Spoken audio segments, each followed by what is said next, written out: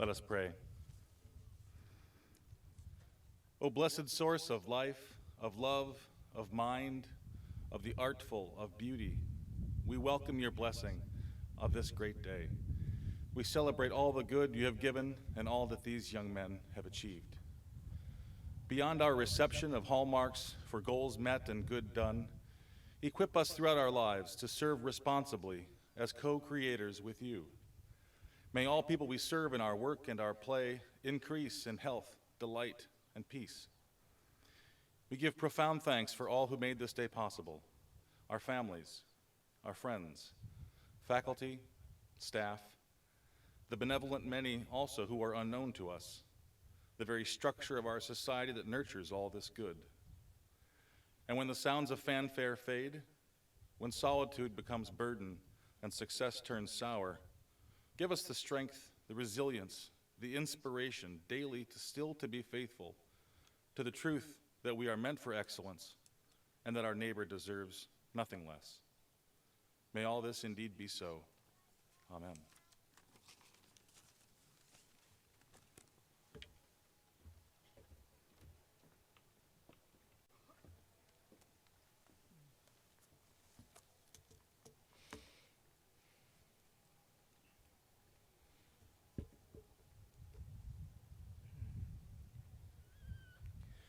Welcome, everyone, as we make history here at Wabash. Though I'm quite sure none of us wanted COVID to write our history, but as I've said frequently over this last year, I would not have wanted to go through this pandemic anywhere but here. Our student leaders, those who've led us over the finish line from long distance a year ago, and those who have put in the long hours as care team members this year, have had an enormous impact. The fact that everyone here on campus came together, all for one Wabash, with the goal of being in residence this year is simply remarkable. We made it, gentlemen.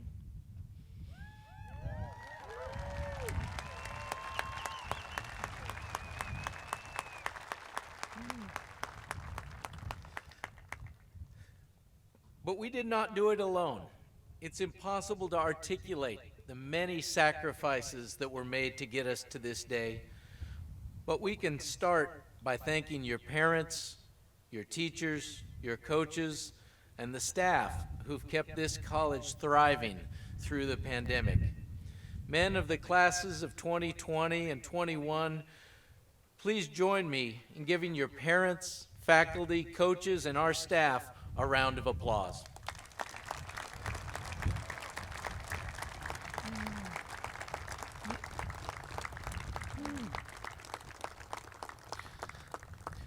Please be seated.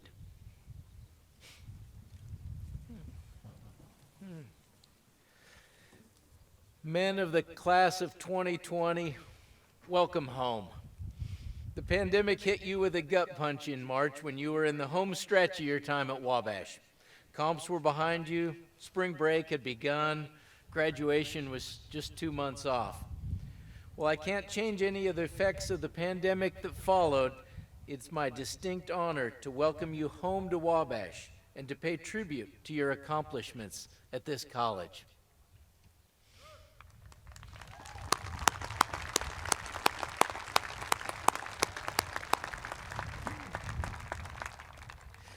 Men of the class of 2021, congratulations. You endured what was at times an agonizing year filled with masking, distancing, hand washing, quarantine, isolation, surveillance testing, and a lot of chicken fingers. But you did it. You made it here to graduation when so many naysayers said it couldn't be done. Thank you for your leadership.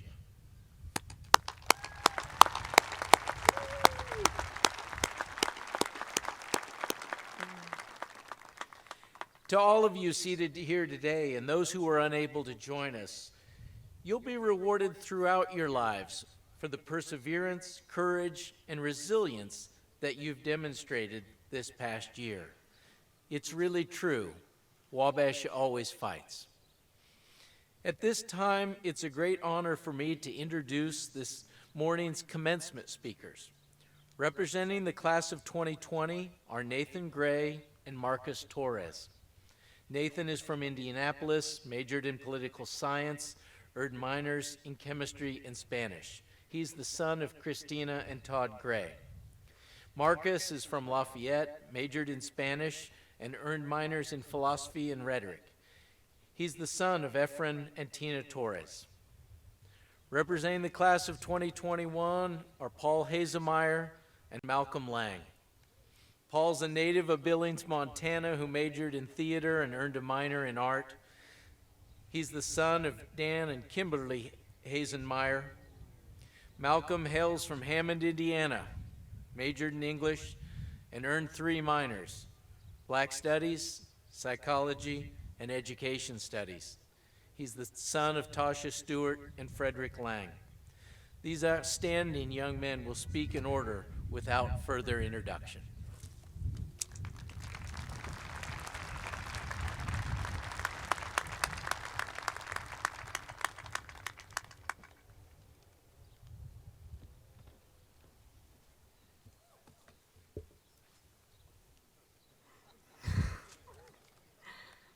I have to start by saying thank you to my family, my friends, and all of the wonderful Wabash faculty and staff that got me where I am today.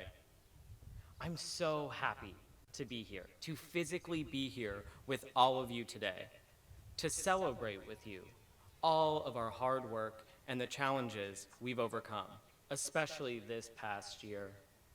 When our class's in-person commencement was canceled last year, like many of you, I was disappointed.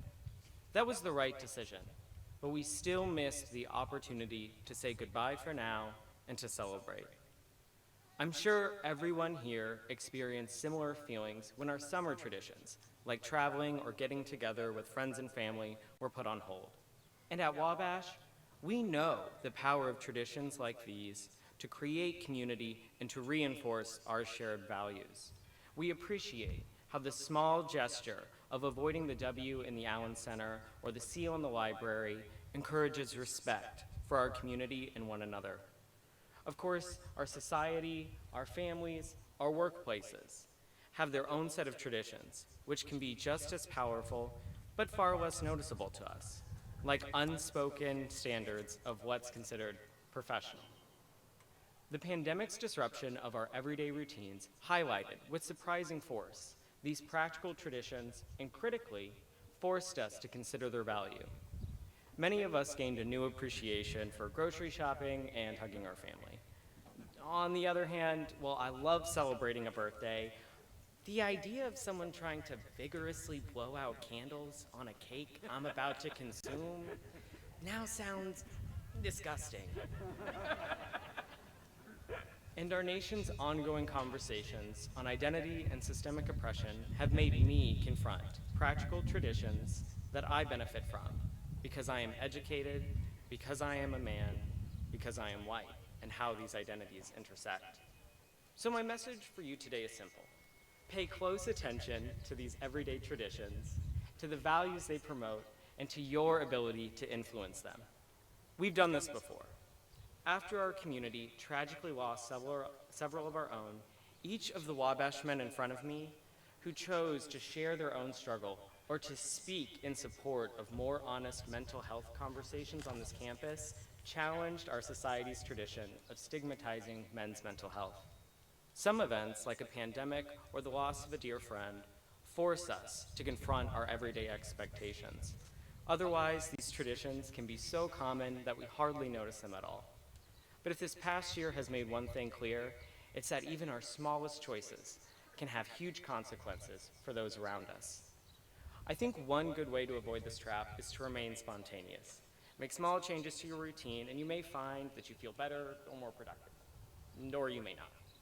In either case, you'll better understand and appreciate what makes you feel good, what you value, and how those behaviors promote those values or hold you back. Another valuable tactic is to bring in a new perspective. During a scholarship weekend at Wabash as a high school senior, I and several of the other graduates here today took part in a group discussion of a short story. Like any conversation, some voices were constantly active, while others spoke sparingly, if at all. Afterwards, our moderators, Professor Ingram and Mark Nichols of the class of '92, pointed out our group's shared failure. Never, in the course of our entire discussion, did a single one of us try to make space in the conversation for the quiet voices, to invite them to speak. After years of classroom discussions and community deliberations with WDPD, I'm still shocked by how a single person's comment can change my entire perspective on a problem, or how the same tradition can mean radically different things for different people. As Wabash graduates who can think critically and lead effectively, we may more often than not have a solution to the problems we face or to the questions we are asked. But I urge you to remember that while we are giants, we're also little. We know the value of our liberal arts education comes from pulling in voices other than our own, that a fresh set of eyes or the perspective of someone from a different background can change our whole outlook on a challenge. At a personal level, paying close attention to these everyday traditions can ensure that our choices lead to the lives that we want. For example, does your new company's expectation for when they can reach you prevent you from unplugging, from connecting with your family? As we become leaders in our professions and in our communities, the way we choose to conduct ourselves, the everyday practices we decide to participate in or even leave unchallenged, will be a signal to others of what we value and what, for better or worse, we are willing to tolerate. I don't pretend that I always recognize my everyday traditions or the impact they have. This advice is as much for you as it is as much for me as it is for you. And I can't answer for you what everyday traditions you participate in should stay or be protected, and which must be challenged and how. I leave that difficult question in your capable hands. But I do hope that as we enter new communities beyond Wabash, we will try to notice these practical traditions that we've inherited and will engage with them critically. Because it is the little traditions we change or leave unchallenged that will have a giant impact. Congratulations, gentlemen, we've made it. I can't wait to see everything you accomplish.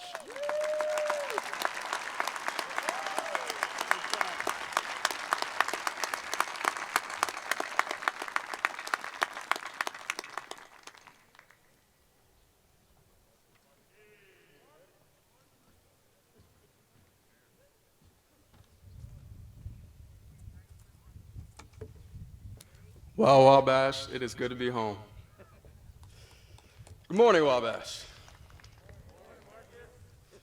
It is an absolute honor and privilege to be speaking to you all today at such a pivotal point in our lives. And for that, I will be forever grateful. I would like to take this opportunity to extend a thank you to our distinguished guests, faculty, staff, families, alumni, and of course, the graduating classes of 2020 and 2021. Oh yeah. I am truly thankful for all that you have provided. The love, the advice, the stories, the occasional shoulder checks, and everything in between. It is no secret that this past year we were tasked with building the plane as we flew it. And yet, despite the steady turbulence and frequent layovers, we have arrived here today. So again, classes of 2020 and 2021, congratulations.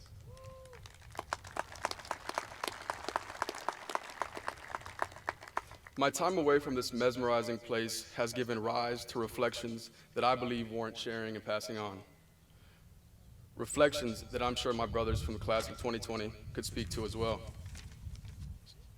The lessons I learned as a first-year teacher with Teach for America were not so dissimilar from those lessons that I learned during my 4 years here. My time in the classroom was met with new and unique challenges from the onset, whether it was finding a sustainable way to undergo rigorous studies on top of the already busy schedule we Wabashmen have, or dealing with the complexities of teaching students online and in person simultaneously during a global pandemic. I came to realize that we cannot get around the challenges that life is bound to throw at us. No matter how well prepared we are bound to fail. Ultimately, we all must decide what constitutes failure, but conventional standards suggest it to be a state or condition of not meeting life's intended outcomes or objectives. So keeping with the untraditional year it has been, I hope to share with you all an untraditional message. That is, fail forward. Here are 3 lessons why. Lesson 1, every challenge brings with it the seed of an equal opportunity. We gather here today, a year after an invisible enemy completely dismantled the world as we once knew it. Here at Wabash, we went from basking in brotherhood on the maskless mall and Thursdays in the chapel to a virtual reality and the now famous quote of the year, "You're on mute." We went from spending very early mornings and questionable late nights with our brothers in Lilly Library or at the fraternity dinner table to checking in from hundreds and possibly even thousands of miles away. Now, I could go on about the heartache and difficulties that were faced because there were many, but instead, I'd like to show how those among us took the challenges of this past year and turned them into opportunities. So, for example, look at Brother Rashawn Jones, AKA Lil Bill, who brought people together through his musical genius after dropping his first album and gave people hope in times of despair. And on a grander scale, consider the small college in Crawfordsville, Indiana, that broke a day of giving record and raised over $1.3 million during what some would have considered an impossible year to do so.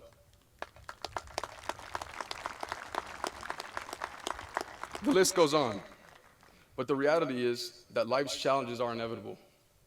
And as I'm sure my brothers from the class of 2020 could attest, they will be waiting for us even after we leave here today. The question is, how will you make sense of these challenges and tend to the seed of opportunity that awaits? Lesson 2. To find solutions to the world's problems and to problems we ourselves face, we must turn towards those problems. As students of the liberal arts, we are conditioned not merely to fill ourselves up with every ounce of knowledge in our respective fields of study, but instead, we are taught to think about and analyze critically the world around us and its many facets. Though a Spanish major, I myself grew to appreciate the intricacies of the solar system, as well as Aristotle's metaphysics. You see, as Wabashmen, we are encouraged and even obligated at times to unpack pressing issues such as toxic masculinity, all the while attending an all-male institution. And just as we turn towards those problems in the classroom and community that seem so unfamiliar and uncomfortable at times, it is only by facing them head-on that we begin to find solutions. Whether they be the education inequities in Black and Latino communities or the consequences of climate change, the problems we experience collectively are ever-present and forthcoming. This begs the question, how will you approach the problems that we will inevitably face throughout the course of our lives? Our education has equipped us with tools for a lifetime, but it's up to each and every single one of us to use them accordingly. And finally, lesson 3. Our relationships with others constitute the foundation of our own success. As Artie noted in his speech over a year ago, we Wabashmen, quote, expect more out of each other than we do others. and we have a shared desire that nothing worthwhile comes easy. And I would argue that it is because of this shared desire, it is because of this close-knit brotherhood and the relationships we forge here that we are able to endure times of crisis, face the world's problems collectively, and turn challenges into opportunities. It is because of this shared desire that we should welcome failure, because at the end of the day, we know we'll never fail alone. As the old proverb goes, it takes a village to raise a child, just as it takes an entire community to sculpt the Wabash man. And while we will leave today with individual diplomas and journey through life in our own individual ways, we must always remember to pay it forward and think about how we can serve those around us. So I ask, what impact will you have on those around you? Brothers, I will leave you with this. Our time here in the classroom, on the field, and in the lab may be over, but the learning has just begun. The challenges we once faced may be overcome, but there are those that still await.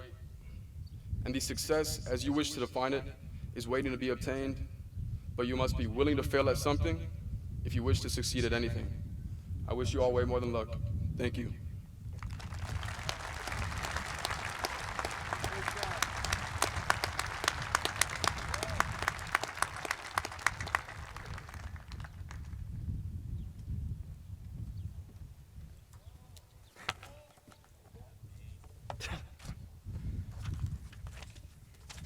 This is when I wish I didn't have long hair. Good morning, Wabash. That feels good. Thank you for giving me the opportunity to speak here today. It is an honor and a privilege to be here in front of friends, family, and colleagues. I never imagined that I would be speaking at commencement at my grandfather's alma mater, no less. I am blessed he can be here today. Both of us didn't know what we were leaving with. Him, a lambskin diploma, and myself with a laminated vaccine card.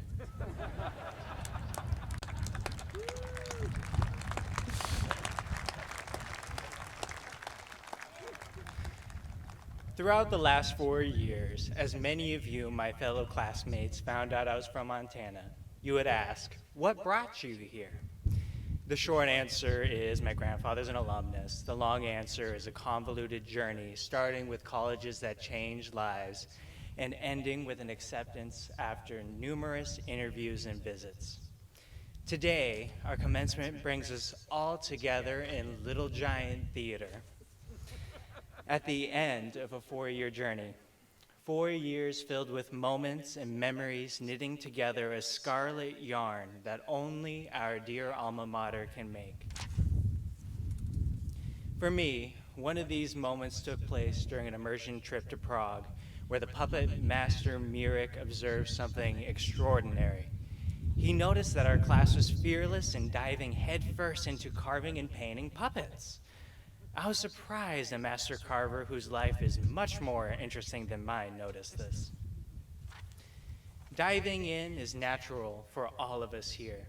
We jumped in headfirst when we took our first steps our freshman weekend as former President Hess rang us in the hot and steamy chapel that August.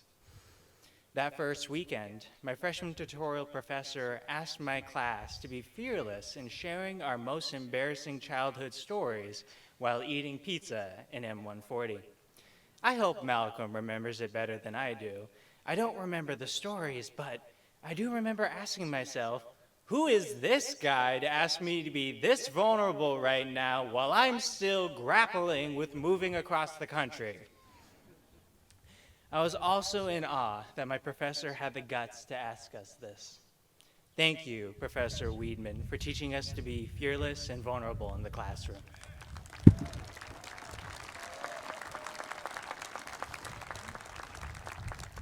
I jumped in headfirst in other ways. I immediately started working in the costume shop with Professor Andrea Baer. It quickly became a safe space where I could vent, make art, listen to Les Mis, and sip on lavender lemonades. It's where my dreams became real.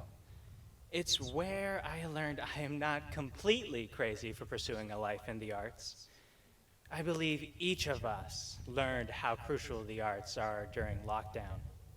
Thank you, Tiger King and Schitt's Creek, for bringing us together. We must recognize artists' worth. They're the ones who helped us cope. I've seen you all seizing opportunities wherever you go. I've seen us shrimp fishing, wandering midtown, and crossing bridges. I've seen us hobnob with alumni and dine with professors. I've seen how we've experienced life that our freshman selves would never have even imagined. It all takes courage. But where does this fearlessness go when calamity strikes? How do we respond when a year slipped through our fingers as the sands of time blew away in the wind? A year promised to build and to educate, to further ourselves in the pursuit of masculinity, identity, and leadership. A year promised to learn alongside peers and professors. A year promised to help further our understanding of others. Does courage disappear altogether? Our world's changed overnight. Our expectations changed. We've changed. We can't deny that. Still, I see it here as I look at your gleaming eyes, ready to embark into the world, ready to taste what a disease denied a year ago. We crave what we have lost. Satiating our dreams takes courage. Each of these moments brought us here today. These moments unite us. They'll bring us back. Each of us will tell stories of how we endured, loved, and lost. I can't wait to hear these stories in the years to come. Knit this time apart with hope, strength, and a greater understanding for the world we live in. Don't stop being fearless, Wabash. We must continue standing for justice, even when it is withheld from so many. Do not listen to those who diminish the voices and lives of the underrepresented. Keep empathizing. Keep making the right choice. Don't forget this fearlessness. This drive exists within each of you, and I can't wait to see where it will take us next. Thank you.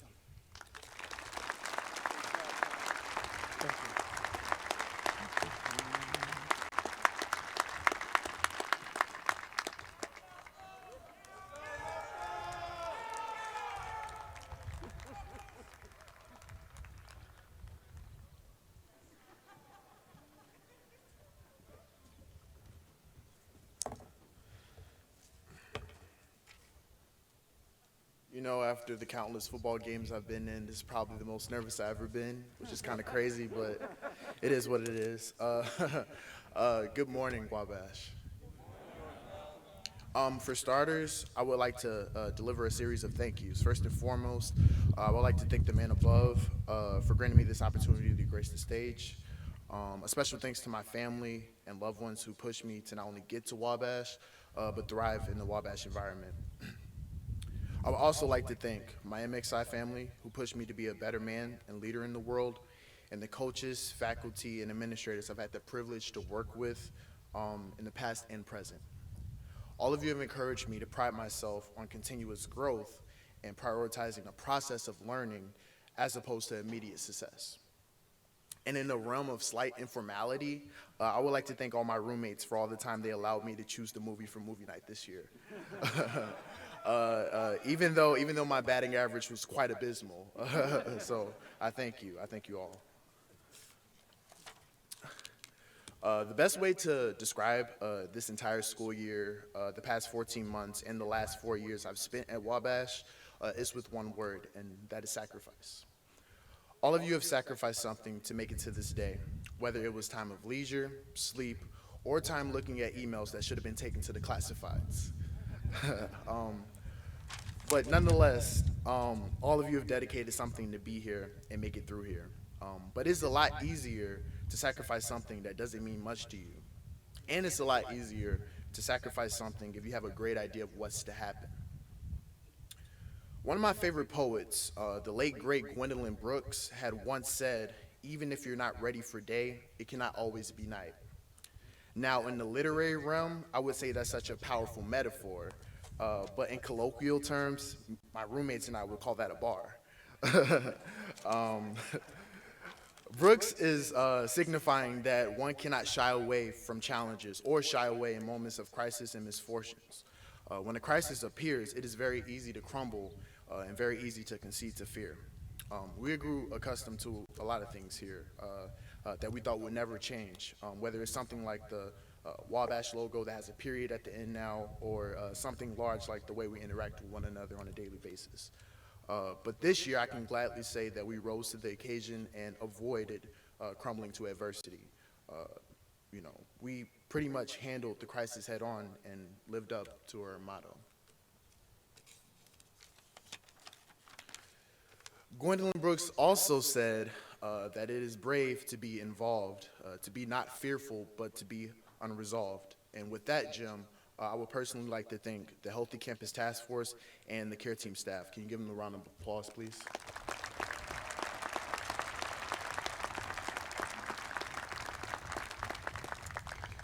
They were the ones that were involved, fearless, and poised in times of uncertainty. So, thank them.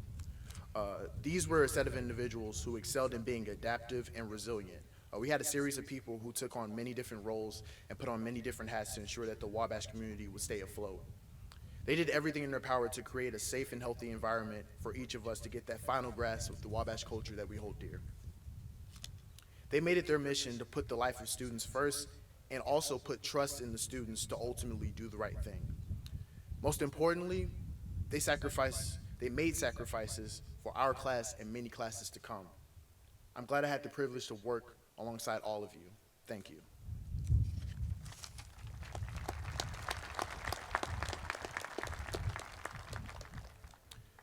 As a Wabash man and as a poetry enthusiast, I always try to look for a deeper meaning between what is said and what is happening.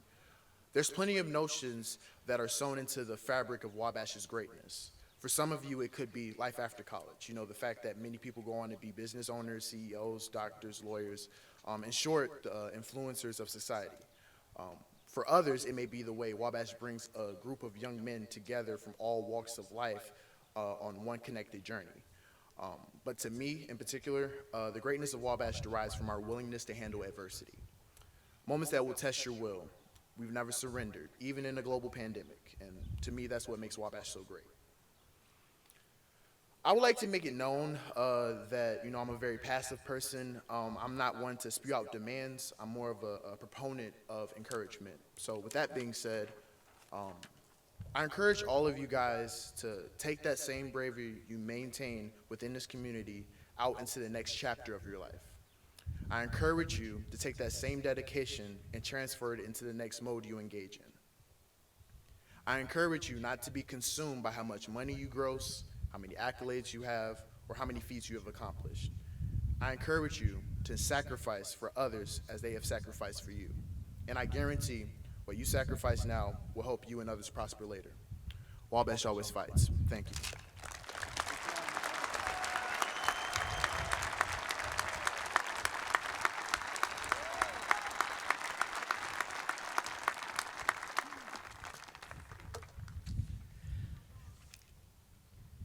Ladies and gentlemen, please rise and join in the singing of Alma Mater, led by a quartet of Glee Club students.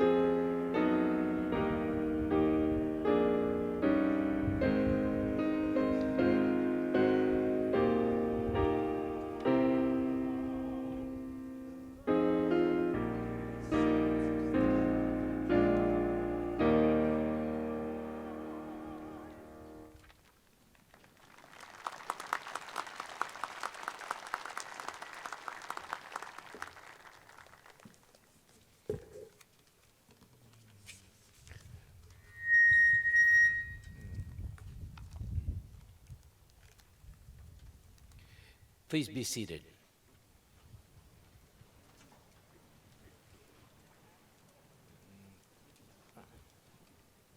Mr. President. Madam Secretary. Mr. President, it is my great honor to present to you Melissa Ann Butler so that you may bestow on her the honorary degree, Doctor of Humane Letters. Thank you.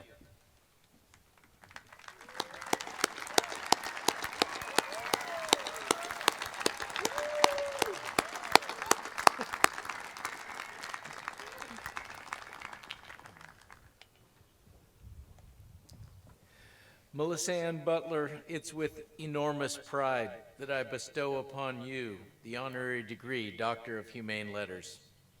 Over the arc of your career as a professor of political science and through your retirement, you've meant so much to so many Wabash men and women, including this president. Even this citation articulating your myriad contributions fails to adequately capture your imprint on our college. While you're a nationally recognized scholar of political theory, feminism, the status of women in society, and are equally well known for your study and scholarship of Rousseau, we know you differently here at Wabash. Trailblazer is the first word most used when describing your tenure at the college, which began when you joined the political science department in 1976. Your list of firsts include being the first woman to earn tenure at our college, the first woman to become a full professor, the first woman to become a department chair and division chair, the first woman to serve as faculty visitor to the Board of Trustees, the first woman from the faculty be named an honorary alumnus by our Alumni Association, and the first woman to have a campus building named exclusively in your honor.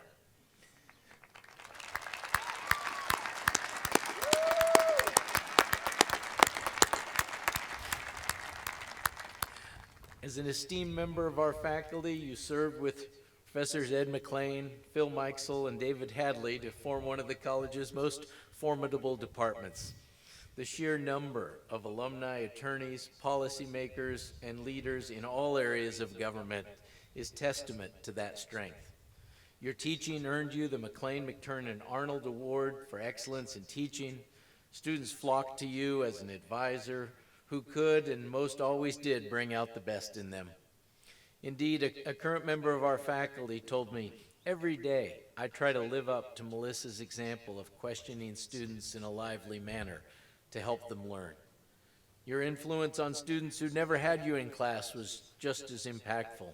One prominent attorney described, Melissa's omnipresence on campus, her encyclopedic knowledge of the field of political science even beyond her courses, and her willingness to engage in challenging intellectual discussions with students wherever they could be found, provided a Socratic challenge to my views of the law, and that conversation continues to this day. We also admire your administrative and organizational acumen. You led Division III for an entire decade from 2000 to 2010. I'll add a record that will probably never be beat. It was a period that brought great change and even greater challenges. Yet your leadership, wisdom, and experience provided stability in the midst of financial uncertainty, while enrollments in the social sciences soared. While you were the first woman granted tenure at Wabash, you made it your mission to hire, mentor, and support dozens of women who make up our faculty today. Your commitment to broadening a Wabash liberal arts education through international studies, study abroad, and immersion learning was unwavering.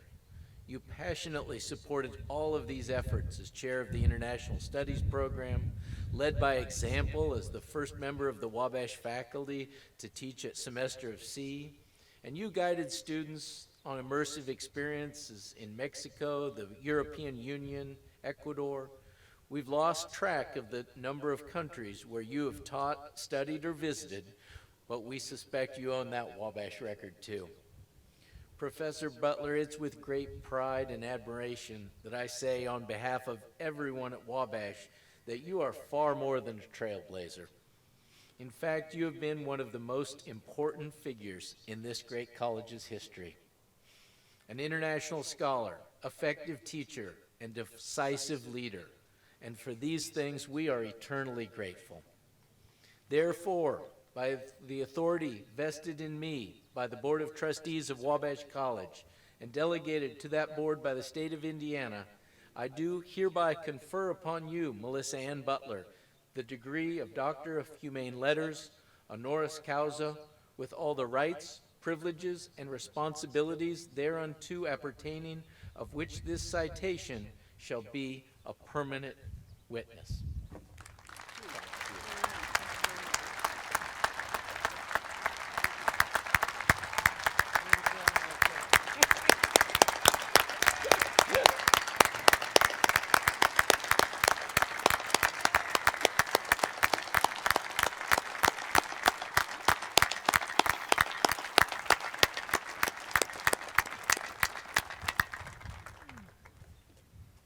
Mr. President, Madam Secretary, Mr. President, it is my great honor to present to you Gregory D. Hess so that you may bestow on him the honorary degree Doctor of Humane Letters. thank you.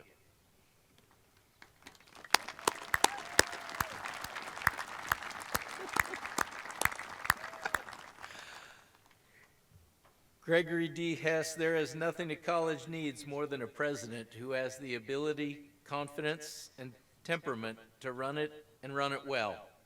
You were exactly that kind of person during your tenure as the 16th president of Wabash from 2013 through 2020. Through your work as an economist, professor, administrator, and consultant to private industry, you quickly figured out how Wabash worked, what made it work, and what it needed to flourish. You set as your vision to recruit and develop exceptional Wabash men who would have a timely yet timeless liberal arts education, and as graduates would make a difference in the communities in which they lived and worked. To recruit talented young men who would benefit from that Wabash education, you reimagined the admissions office in a holistic way, using data to identify those young men with the highest chance of succeeding. For those at risk, you helped develop a series of programs, including the Wabash Liberal Arts Immersion Program, to support their development. And you oversaw what one economist called the most transparent financial aid program in the nation. When you arrived on campus, you found an excellent and engaged faculty fully committed to our students. As good as any faculty in the country, you told me. But you sought to expand the college's academic footprint, initially by creating the innovative Wabash X initiatives in democracy and public discourse, business and entrepreneurship, global health, digital arts. You also broadened academic offerings by adding to the curriculum new majors in philosophy, politics, and economics, and computer science, as well as several interdisciplinary minors. While costs increased and revenue slowly fell, you streamlined the college's operation, limited expenses, and reduced the endowment draw to a level that now allows us to reinvest an additional $3 million every year into our endowment. While focusing on cost containment, you were willing to take calculated risks. You pushed the Board of Trustees to make significant investments in the development of the Ott Residential Life District, renovation of Martindale Hall, and in building a best-in-class professional and career development program. You saw talented staff who were willing to do more, so you resuscitated our graduate fellowships program and international studies office, better supported our pre-med and pre-law students, all to enormous success. All of these accomplishments bolstered and improved the student experience at every phase: recruitment, development, graduation rate, and the placement of our young men in their first destinations at all-time record levels. Throughout our college's history, though, philanthropy has been its greatest tradition. Wabash alumni, parents, and friends paying it forward for future generations. Like many traditions, you strengthened our culture of philanthropy by traveling endlessly, most often with Laura, to solidify donor relationships. The two of you were among the architects of the most audacious, comprehensive campaign in history, Giant Steps, and Wabash received its largest ever gift commitment and set annual fund records under your watch. We admire your ability to turn a phrase, like each of us is little, together we're giants, and to create easy-to-remember lists, like the 4 gets not to forget, and the 3 R's of responsibility, resilience, and reflection. While these little nuggets were meant to impart wisdom and practical advice, they also reflected your own commitment to Wabash. You got to work, you got involved, you got help when you needed it, and you showed tremendous responsibility and resilience as our president. The Wabash Nation is grateful.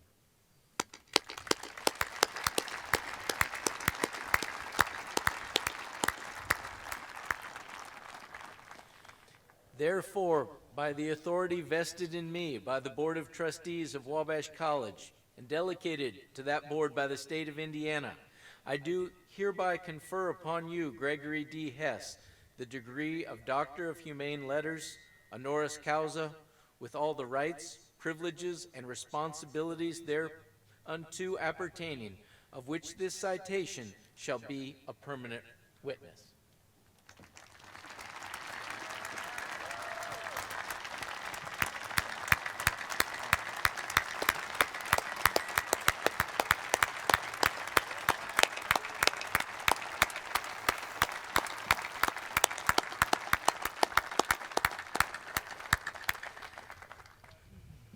Mr. President.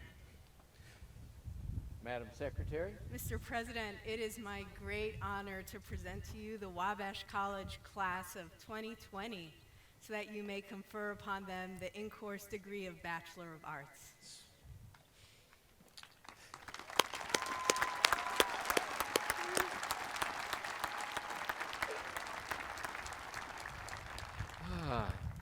Gentlemen of the class of 2020, you've fulfilled the requirements of graduation from this college. You have overcome enormous obstacles, including a once-in-a-century pandemic that abruptly ended your senior years. And you've returned to your alma mater stronger and more resilient. So let's make it official for the second time and formally honor your accomplishments as graduates of Wabash College. Therefore, by the authority vested in me by the Board of Trustees of Wabash College and delegated to that board by the great state of Indiana, I do hereby confer upon you the Bachelor of Arts degree with all the rights, privileges, and responsibilities thereunto appertaining.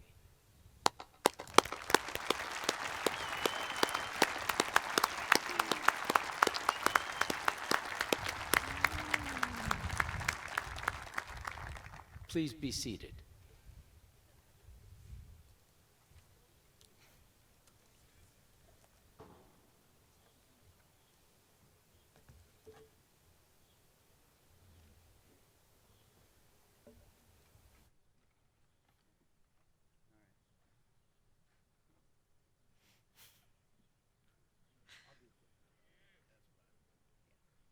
Amos Bailey Allen.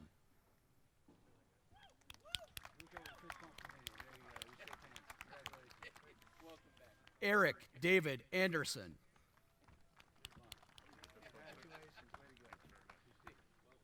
Gabriel Anguiano.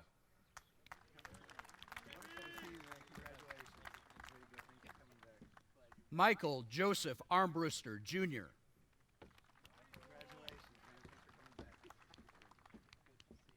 Hunter Andrew Bale.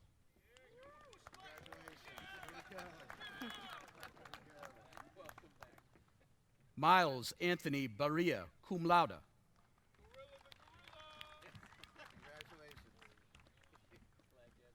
Christopher Joseph Barker.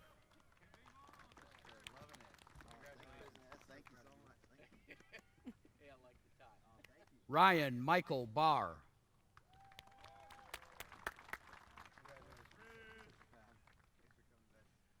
Hunter B. Bates.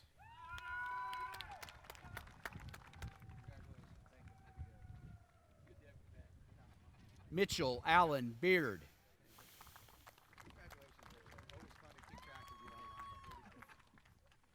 Jared Stephen Bertram.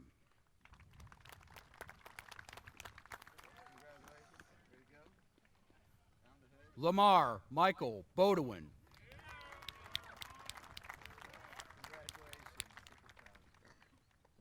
James Joseph Bovis.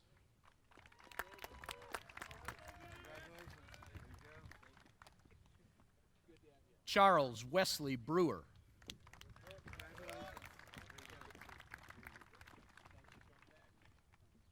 Quan Hong Chao.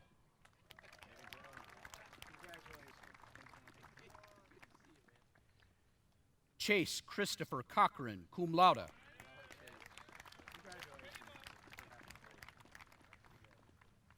Austin Samuel Coy.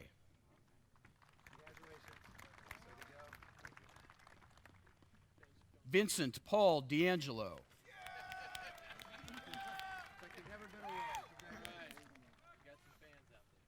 Owen David Doster.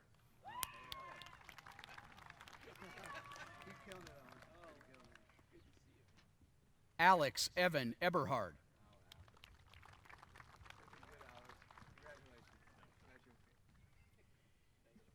Timothy Lavon Fields, Jr.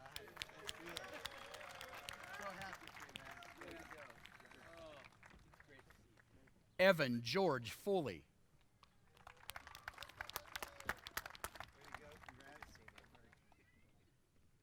Nicholas James Fox, magna cum laude.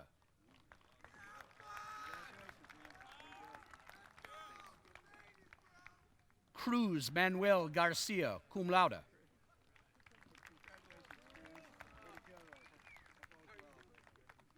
Colton Allen Garland.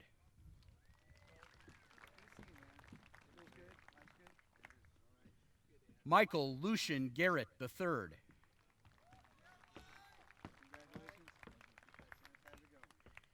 Nathan William Gray, summa cum laude.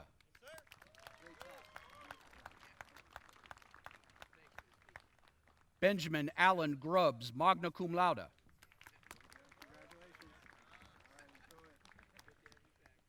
Nicholas George Grujanek.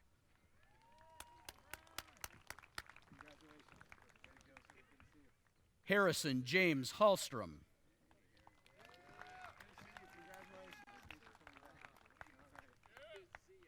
Brock Edward Heffron.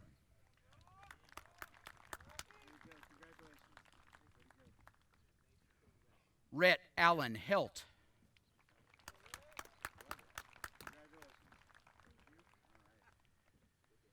Samuel Locke Henthorn, summa cum laude.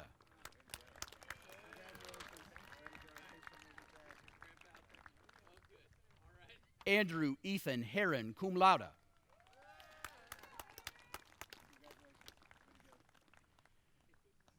Chandler Evan Jacks.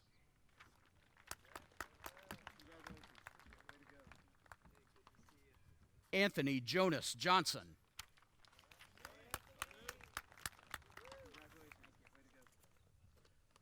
Hunter J. Jones, summa cum laude.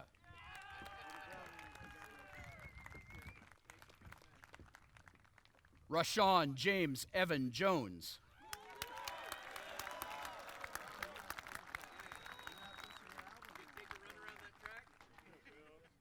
Ethan Robert Kanzler.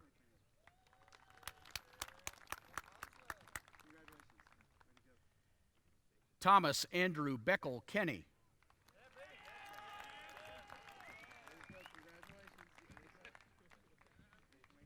Jacob Lewis Kessler.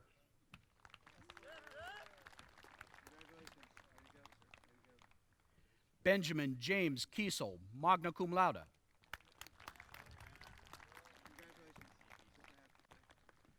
John Carlos Kurtz, magna cum laude.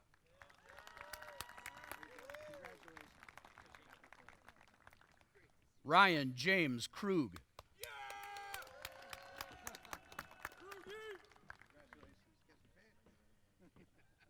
Davis Blake Lamb, cum laude.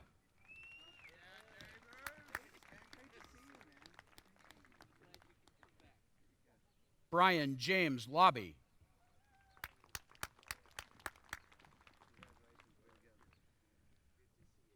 Marlon Jermaine Lewis, Jr.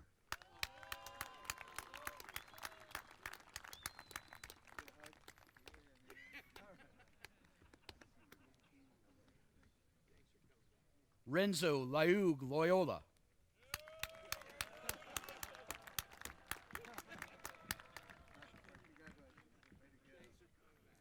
Andrew Robert Lukens.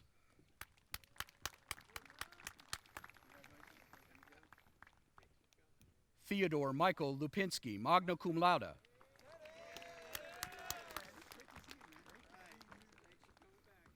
Patrick Ryan Marsh.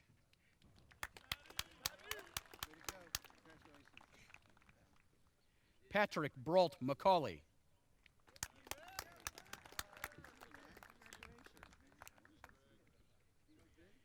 Daniel Fendrick McCarthy IV.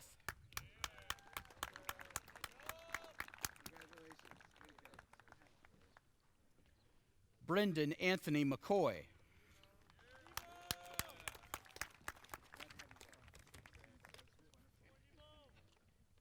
Ethan Scott McNaughton.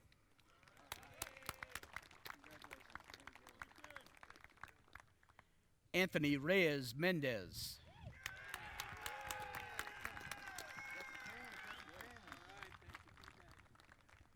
Caleb A. Mooney.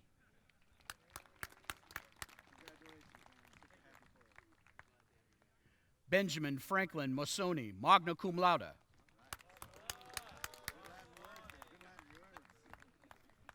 Parker Andrew Knoll, magna cum laude.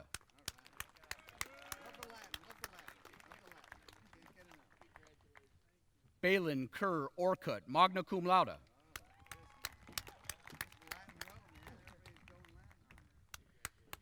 Zachary George Ostrowski, cum laude.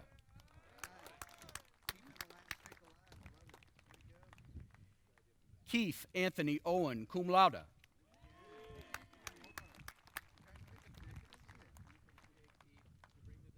Colton Blake Page.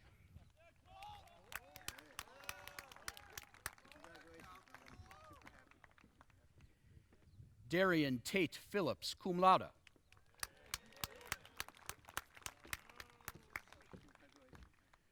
Alexander Michael Pittsford, summa cum laude.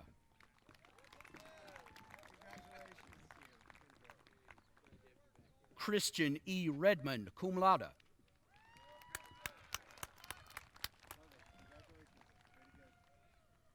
Stephen Todd Rydell.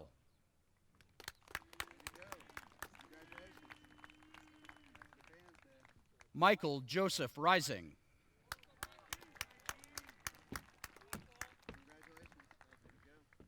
Jacob Andrew Riley.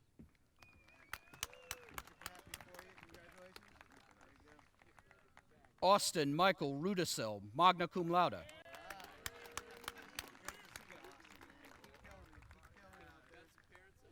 Franklin Graves Russell.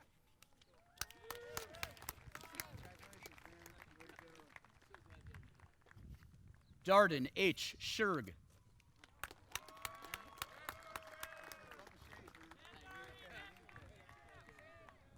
Abdurrahim Kamran Sharani.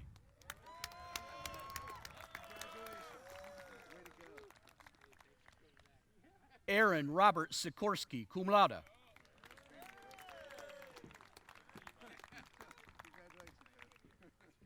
Jonathan Tyler Stevens.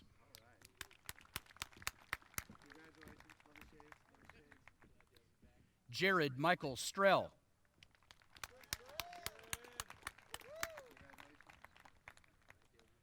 Drew Allen Stoltz.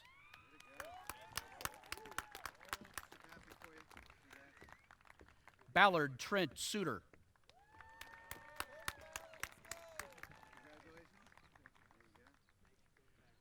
Arlen Roselle Taliaferro.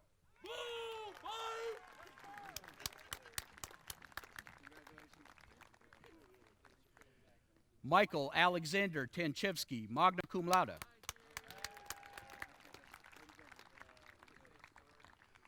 William Clark Tinder.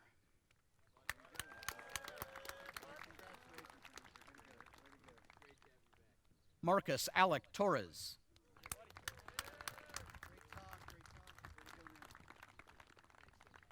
Pierce Davis Van Houten.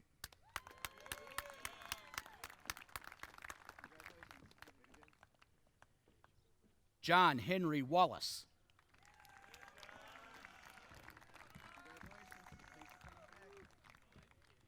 Henry Joseph Wannemuller.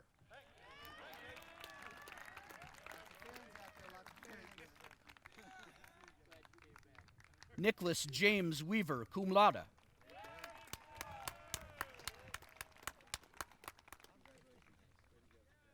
Aaron Jameson Webb, summa cum laude.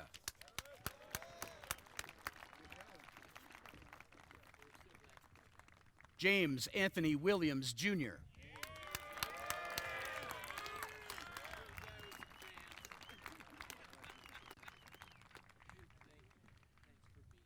Nathan Raphael Young, cum laude.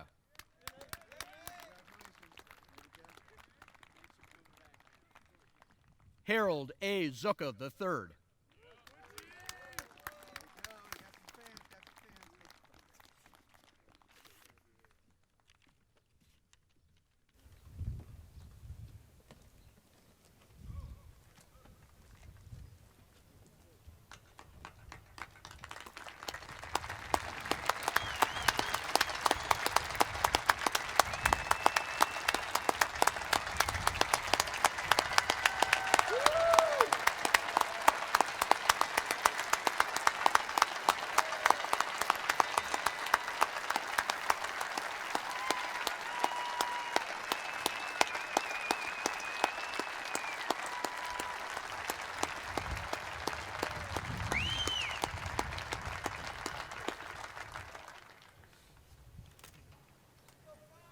Mr. President, Madam Secretary.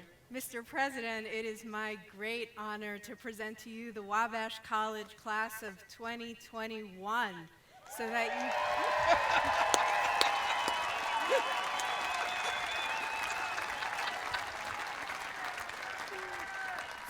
that you may confer upon them the in-course degree of Bachelor of Arts. Thank you.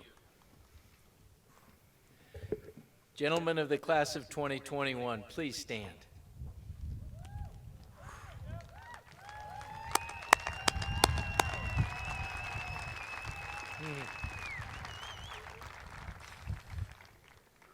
When we began this historic, remarkable year last August, I asked you to live up to the highest ideals of the gentleman's rule and a whole lot of COVID mitigation policies in the most difficult circumstances. I also asked you to be patient with yourselves and one another, to show compassion to those around you who suffered along with you, to be your authentic best selves, even when it was very difficult to do so. And I asked you to be vulnerable because it is through our vulnerability that we grow the most. Men of the class of 2021, I know this is a long ceremony, so I'll keep my tributes to you short. Please know, you've made me very proud, Wabash proud. And I know that as you leave here, you can accomplish anything you want. You have demonstrated you are good Wabash men.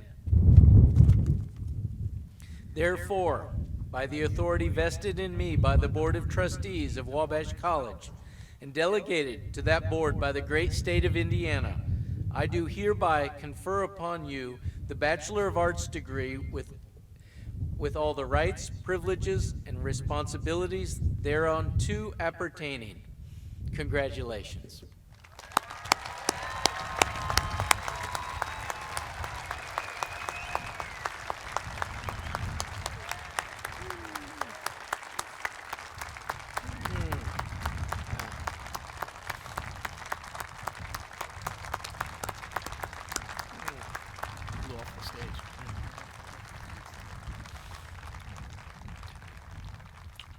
Gentlemen, please be seated.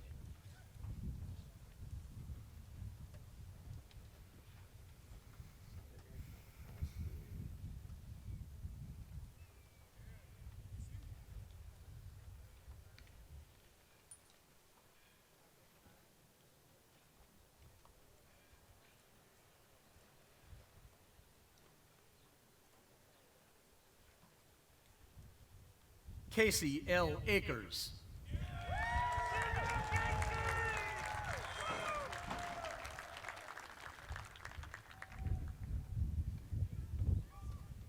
Jackson Alexander Albrecht, magna cum laude.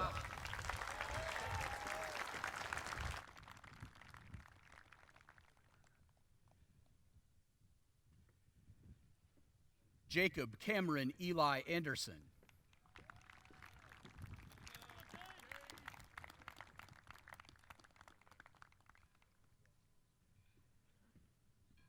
Samuel Rock Anderson, magna cum laude.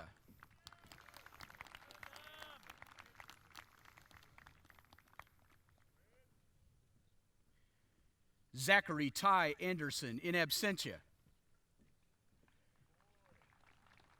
Matthew John Ane.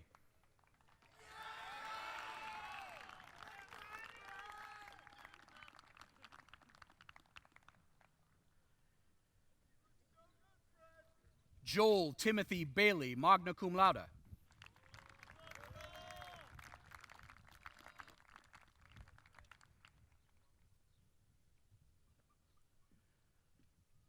Austin John Bethel.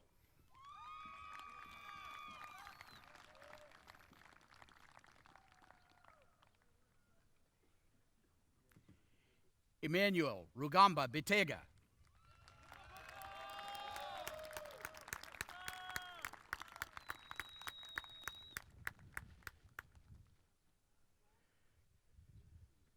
Brandon Quinn Boel.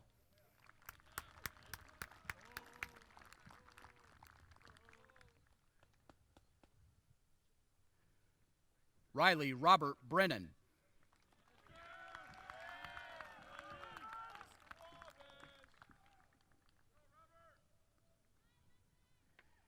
Connor J. Brenz, cum laude.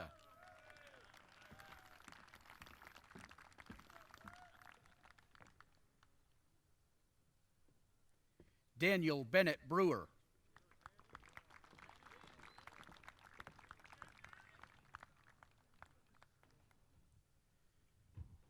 Simon Callahan Broomfield, in absentia.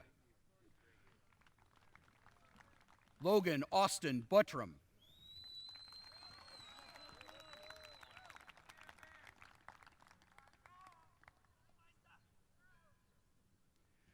Drew C. Buttram, magna cum laude.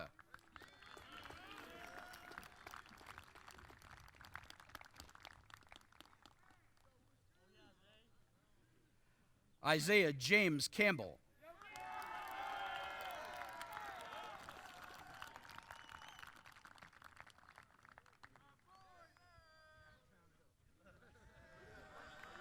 Patrick James Carper, magna cum laude.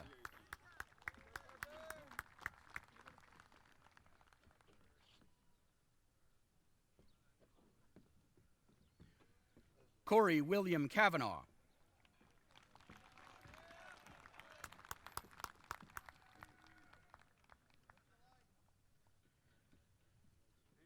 Matthew Chin, magna cum laude.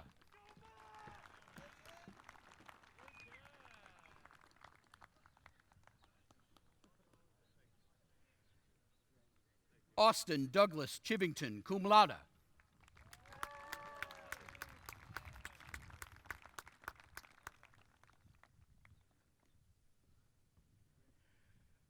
P. Chukulanu Chukuma, magna cum laude.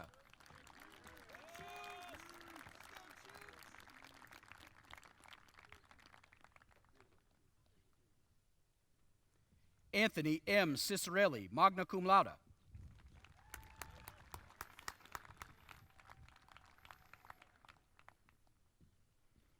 Matthew C. Clark, magna cum laude.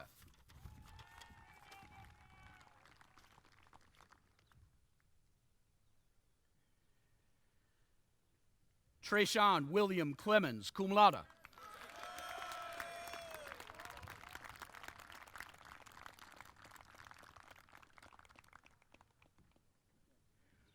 Bryce Evan Cleese, cum laude.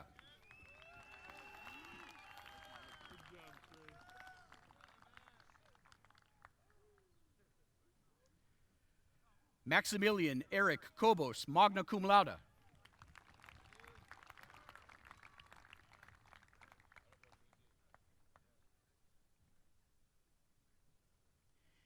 Nicholas Wade Costin.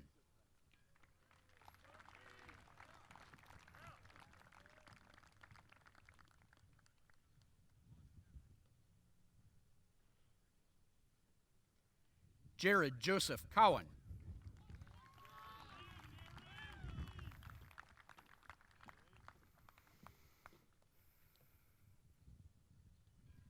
Jax Ambrose Crawford.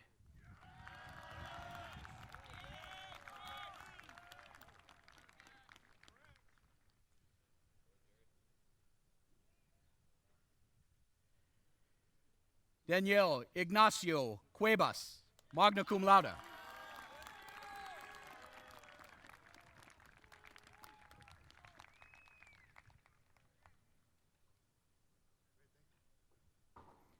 Tyler Andrew Deering.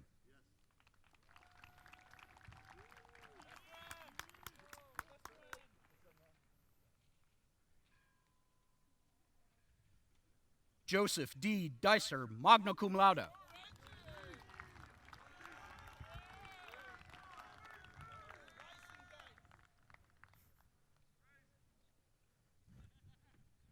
Benjamin Thomas Dermody.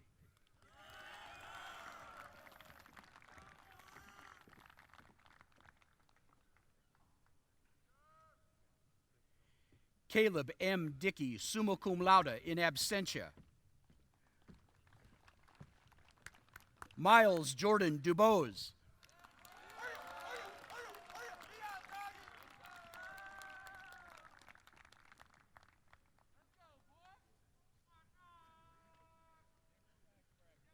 Lee J. Dullahan.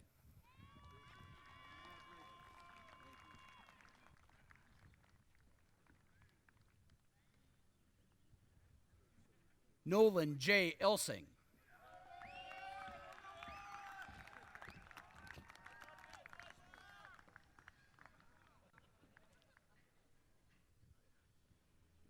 Charles Donald Esterline.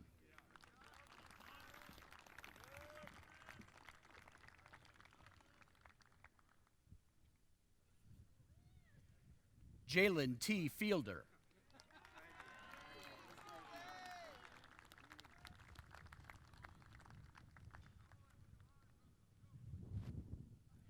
Benjamin C. Philippi.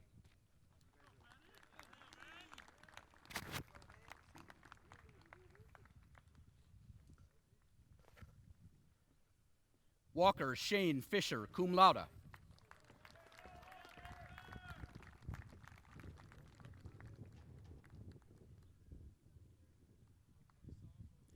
Andrew James Frick, magna cum laude.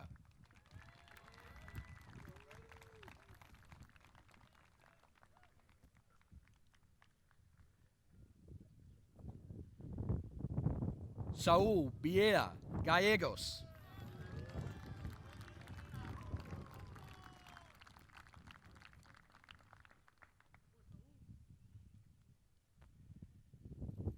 Joe Daniel Garcia.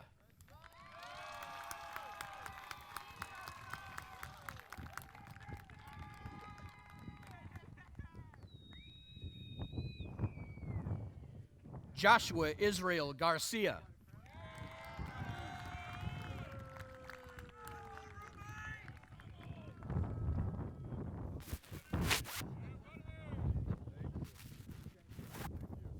Storm Garnett.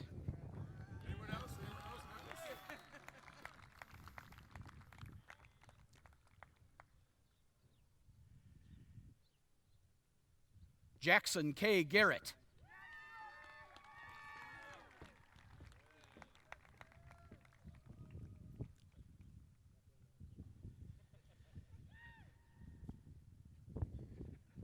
Braden Lee Gillen.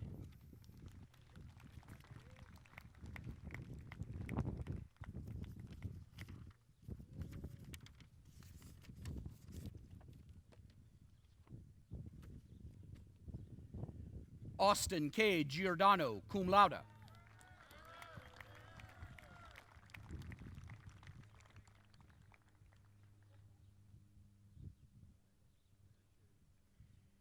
Devin D. Guard, cum laude.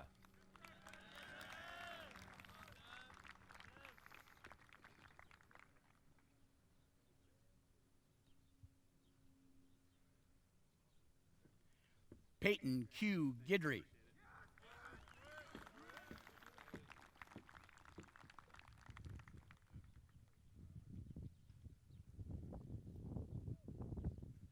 Joel Michael Gunderman, summa cum laude.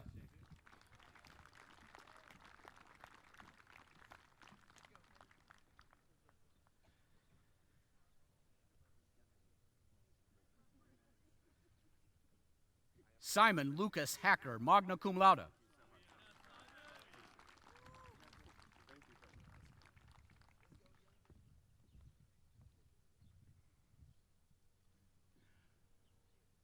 Paul Wayne Hazemeyer, summa cum laude.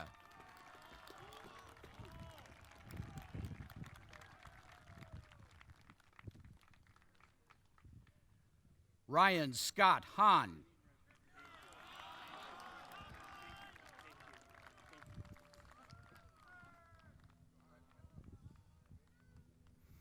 Jeremy Hargraves.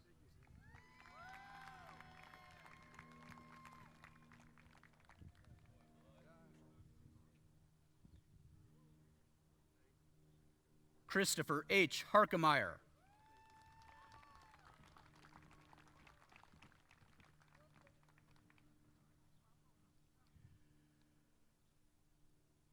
William Andrew Harvey, magna cum laude.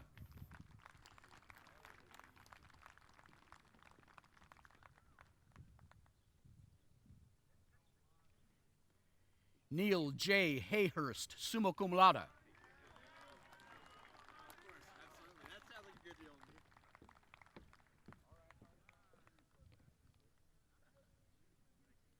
Jonathan L. Hickman.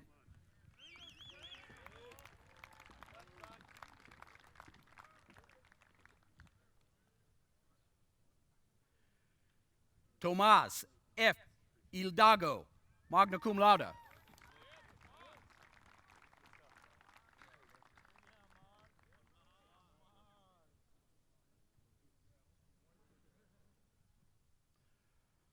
Ahmad Hill.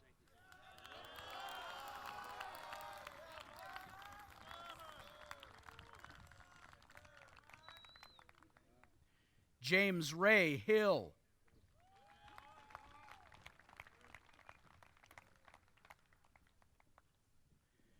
Zachary C. Hogan, magna cum laude.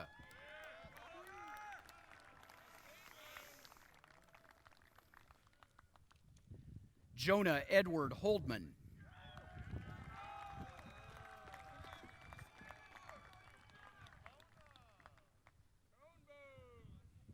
Kyle B. Holmer.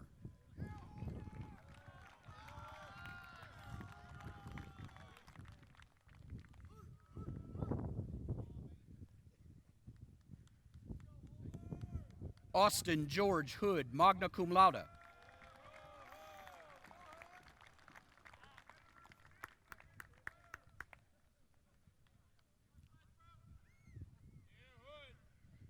Daniel Ryer Howe.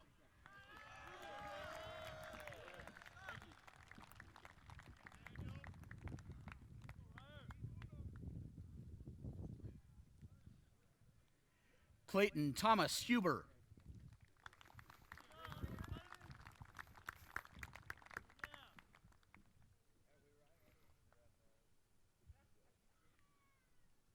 Jeffrey C. Inman, summa cum laude.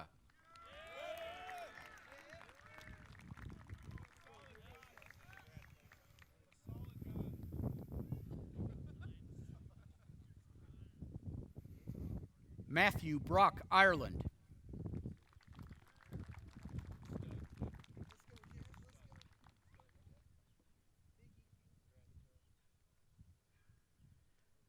Leon C. Ivy III.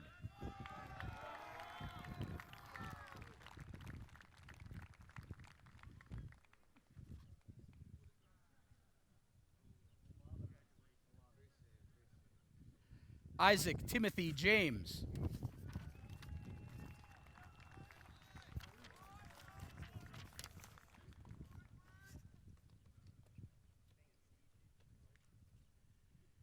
Joshua Christopher Janak.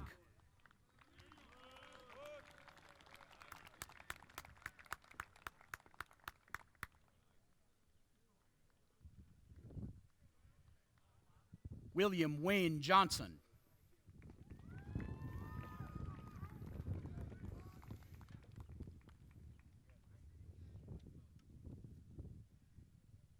Evan Michael Jones.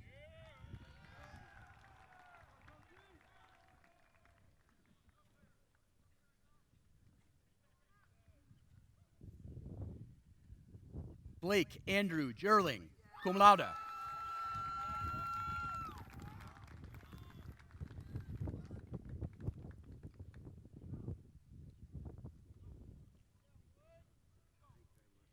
Andrew Jude Jumanville.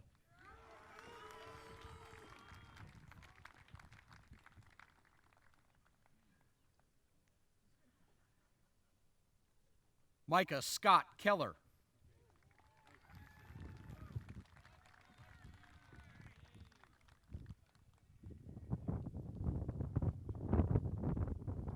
Patrick Anthony Kelly, magna cum laude.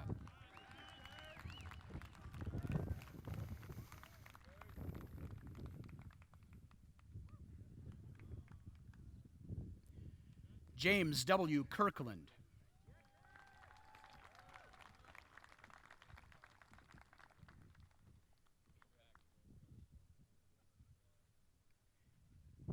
Keegan James Kirkwood.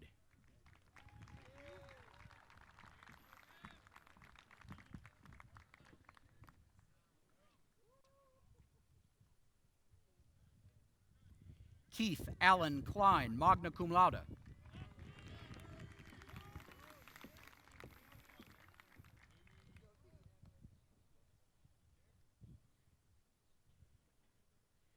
Benjamin Patrick Klimzak.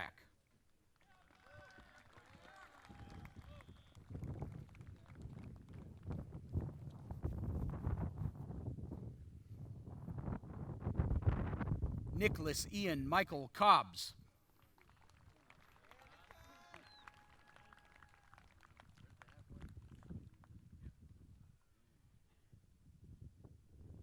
Justin Carlton Kopp, summa cum laude.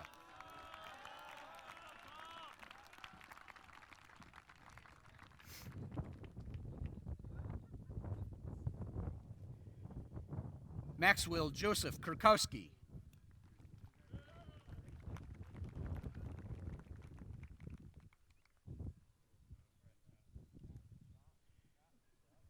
Eric Anthony James Lacomic, magna cum laude.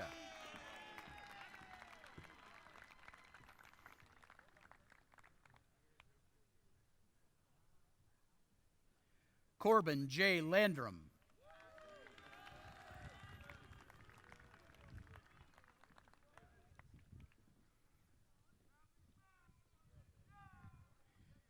Malcolm Terrell Lang.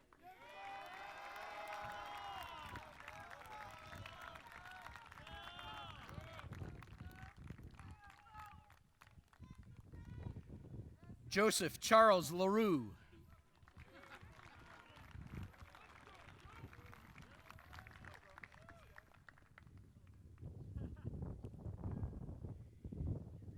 Case Bradley Lawson.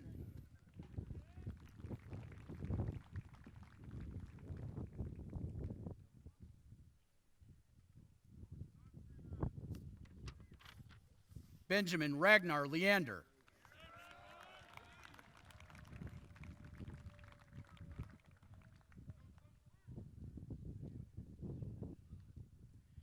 Charles Andrew LeBlanc.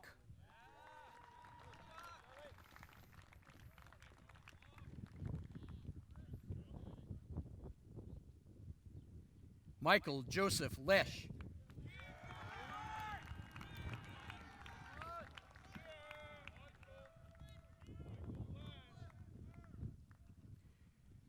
Bryce Ryan Luz.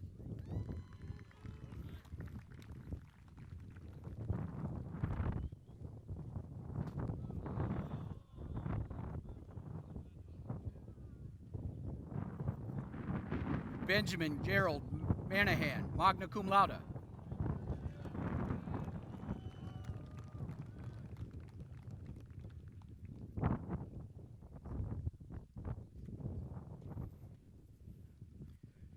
Parker Thomas Mangus.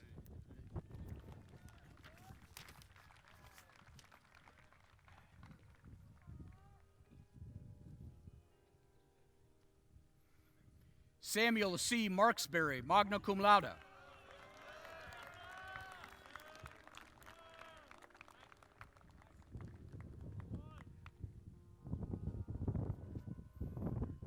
Hunter Logan Marsh, summa cum laude.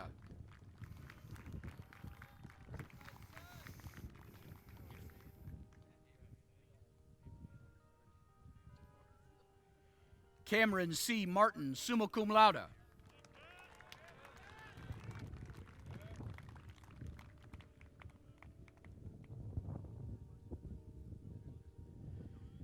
Cesar Julian Martinez.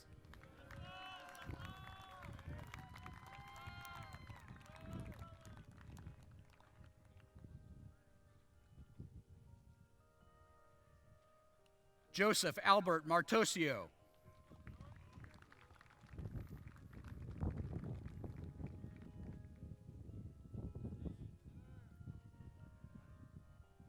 Paul Dennis McClellan II, magna cum laude.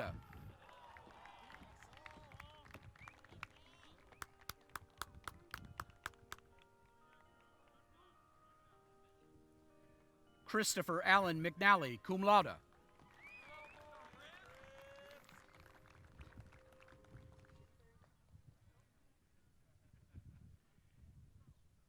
Colin J. Megason.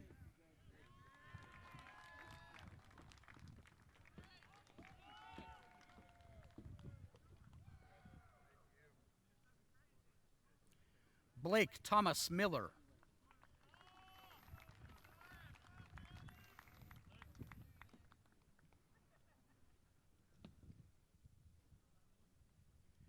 Christian Devon Miller.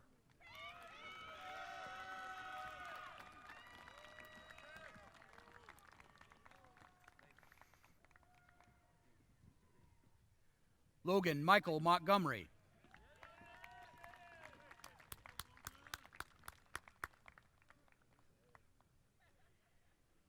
Nico Kiyoshi Morris.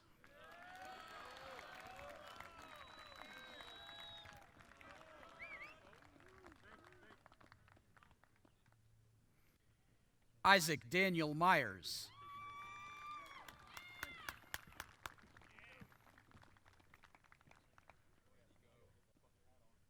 Hao Lucan Nguyen in absentia.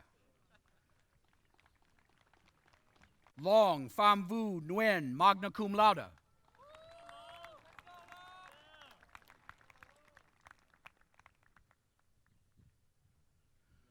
Kung Si Nair, cum laude.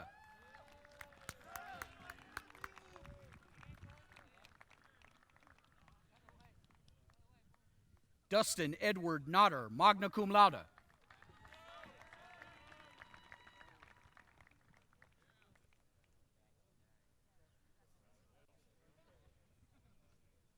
Jamaldorj Ochipurev, cum laude.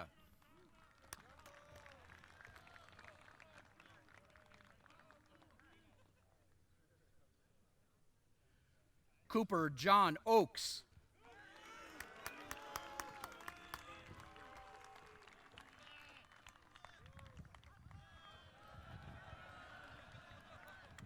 Derek J. O'Connor.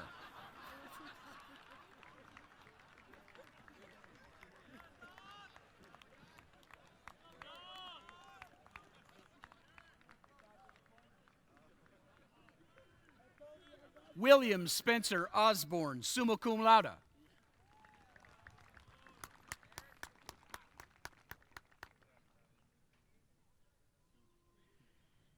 Jacob H. Page, summa cum laude.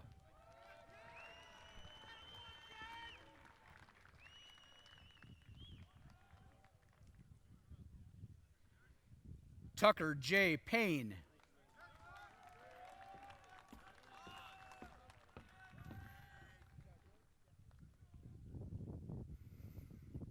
Brandon R. Peck.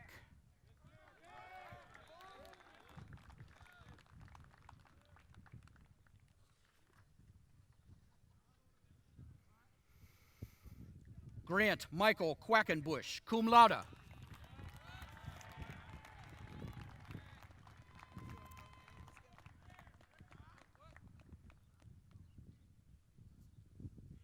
Elliot Reuben Qualkenbush, in absentia. Tyler Shane Ramsey, summa cum laude.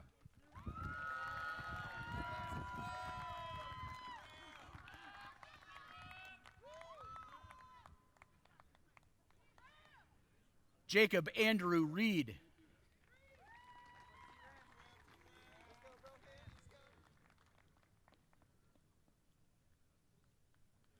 Spencer Michael Ryan.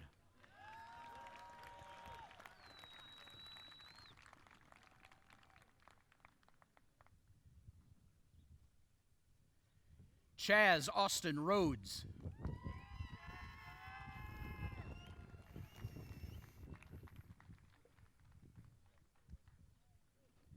Tyler Douglas Richmond.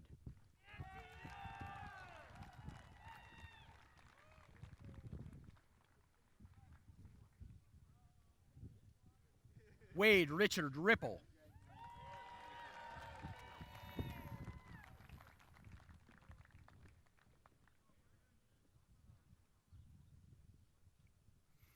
Connor M. Rotterman, cum laude.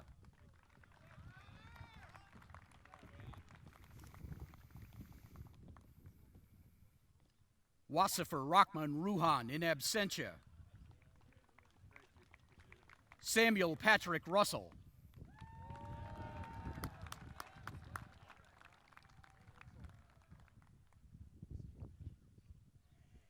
Caleb D. Rutan.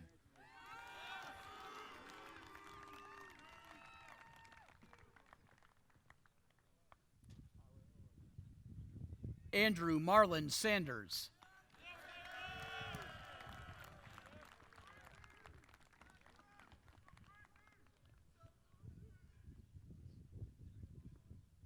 Kyler James Schalk.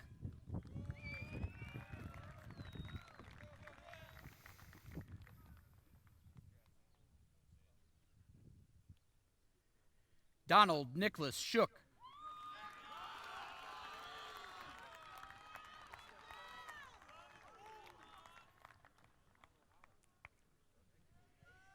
Dalen Jeffrey Schoon Scherg.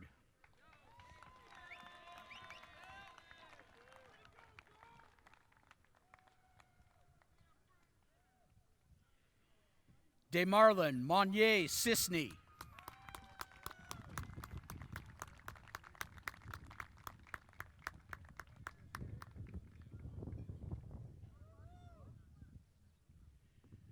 Jordan C. Scott, cum laude.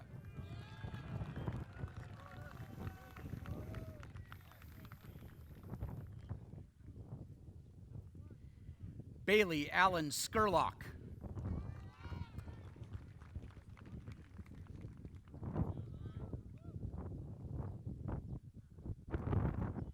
Alvin Jonathan Shaheen.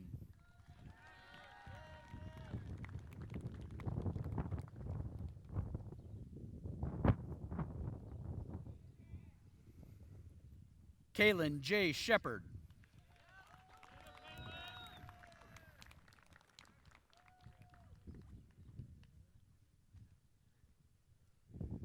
Jonah Robert Schillings.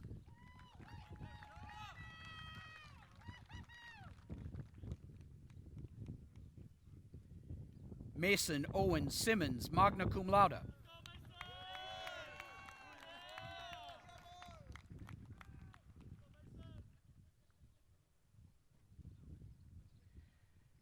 Kanti Siravong Tanawadi.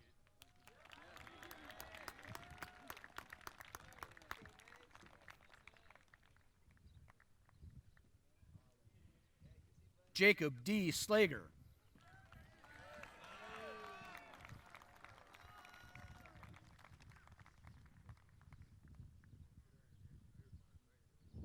Wesley Everett Slaughter, magna cum laude.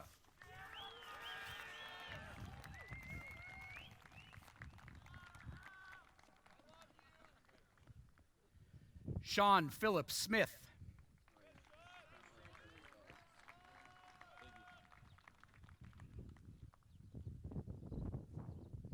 Drew D. Stanton, cum laude.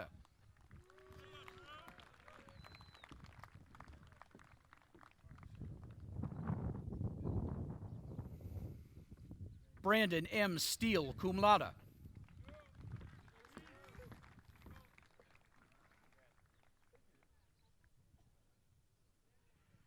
Brenton Richard Strala, magna cum laude.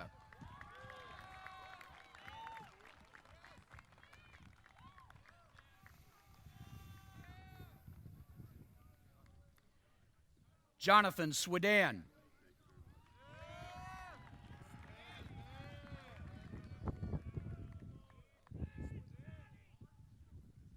Jacob William Taylor in absentia. Canton Grover Terry.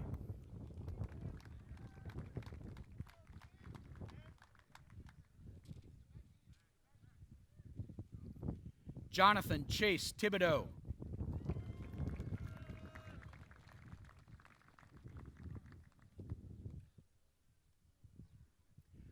Riley Patrick Timberman.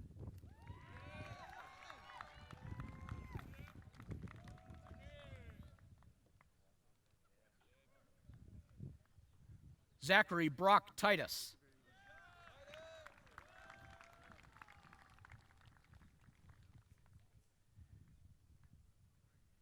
Dylan Michael Torbush.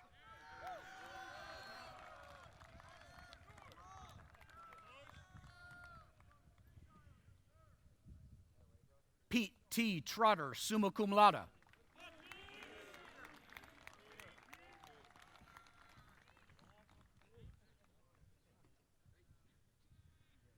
John Kell Vermeulen, summa cum laude.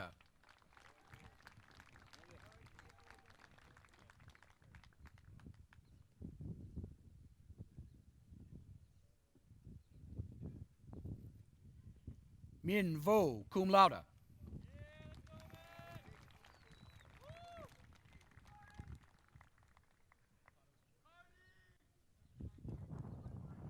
Micah Lavelle Walker.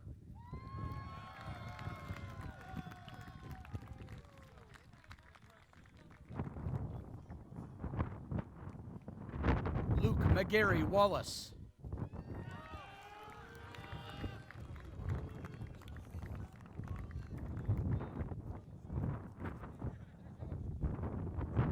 Cedric Wayne White.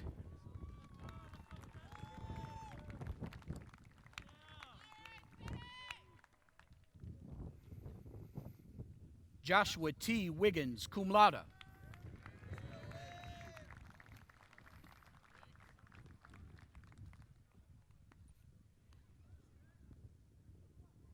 Andrew Terrell Williamson, cum laude.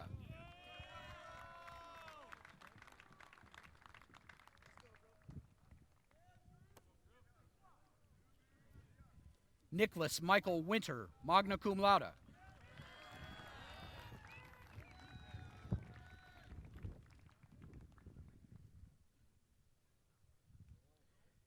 Samuel Keith Wise.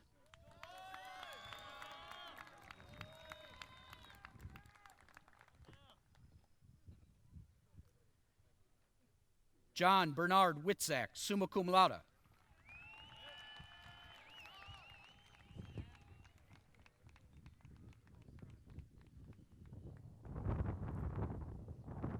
Dylan Gray Wolf.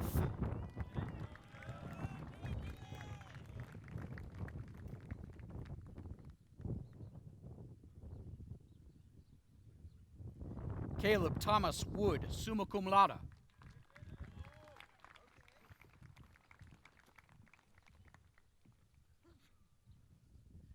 Charles Henry Wunderlich, cum laude.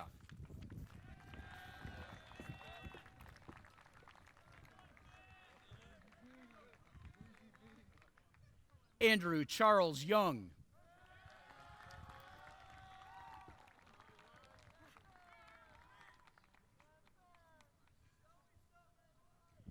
Nicholas Lee Young, magna cum laude.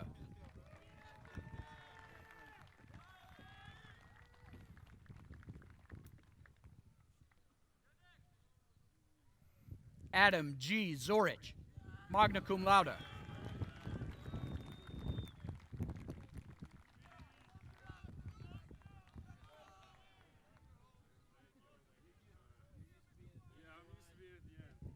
Michael Phylan Zubik.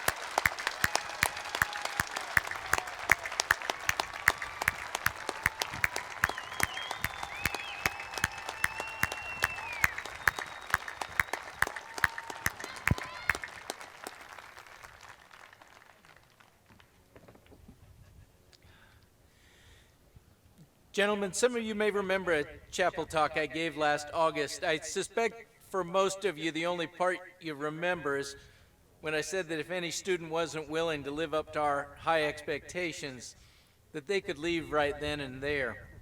And I perhaps was a bit more animated when I said it in August. But I also said a few things in that chapel talk that I hope you will remember. The first nugget to remember is to never let the unexpected be equated with disappointment in your mind. I've spent most of my life on what, looking back, might appear to be a well-planned career trajectory, but the truth is my life has been shaped by a series of unexpected opportunities, and yours will be too. So the first lesson is never to equate the unexpected with disappointment. Then lesson 2 is to be prepared for the unexpected. All of us here share in common, we chose a liberal arts education. We chose to be exposed to the long arc of human thought and human experience. I would argue that's exactly the kind of education that has served you well in dealing with both unexpected disappointments and unplanned opportunities that COVID delivered to all of us.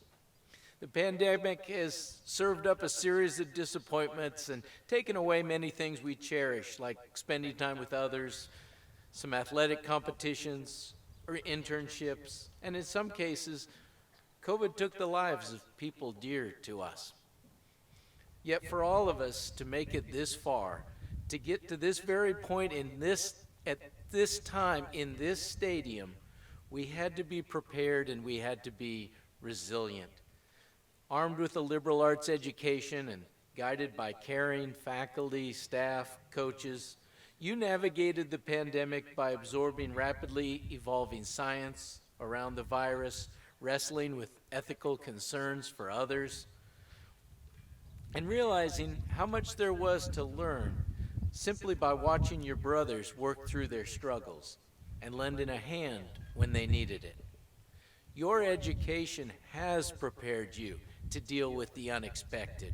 Only you can determine if the unexpected comes in the form of opportunity or disappointment. I bet you'll choose the former because each of you knows the true meaning of Wabash Always Fights. Now, gentlemen of the Wabash classes of 2020 and 2021, please rise and let's make history. I hope you'll take pride in your accomplishments as much or more than I do, and go forth into this world and be good, very good Wabash men.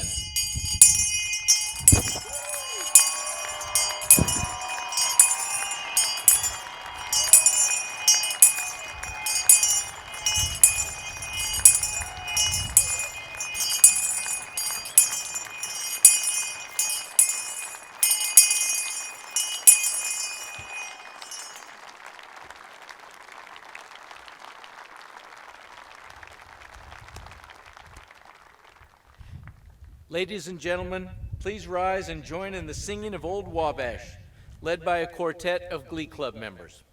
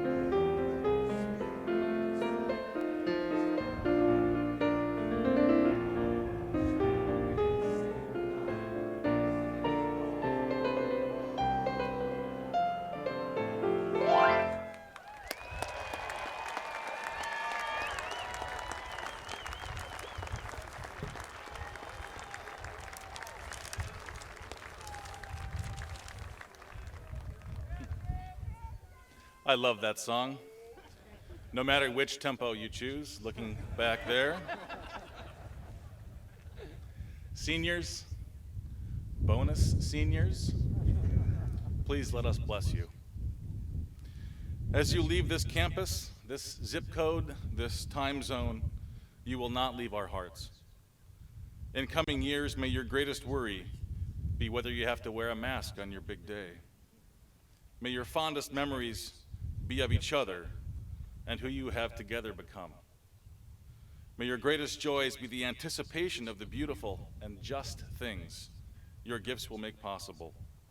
And may your strongest desires be for the mending of this glorious but fragile creation. We cherish you. We celebrate you.